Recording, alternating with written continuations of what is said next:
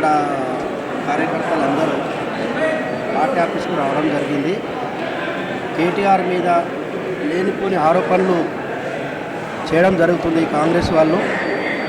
ఇది మంచి పద్ధతి కాదు. ఎందుకంటే బీఆర్ఎస్ను దెబ్బతీయడానికి ఇవన్నీ చేస్తున్న కుట్రలు. ఈ కుట్రలు బంద్ చేసుకోండి.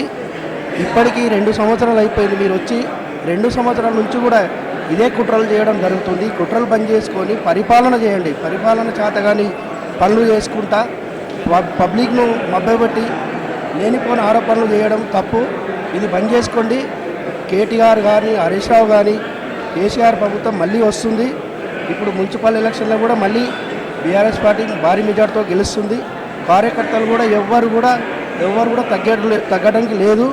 ఎందుకంటే ఇది ఉద్యోగం ఆల్రెడీ నీకు ధర్నాలు చేసుకొని ఎంతో కష్టపడి తెచ్చుకున్న తెలంగాణ కేసీఆర్ ఈరోజు మంచి పనులు చేసి 10 సంవత్సరాలు నంబర్ 1గా చేసిన కేసీఆర్ను లేనిపోయిన ఆరోపణలు చేసి కేసీఆర్ని కానీ కేసీఆర్ పార్టీని కానీ కేటీఆర్ని కానీ హరీష్ రావుని కానీ దెబ్బతీయాలని చూస్తున్న కుట్రలు ఇవంతా.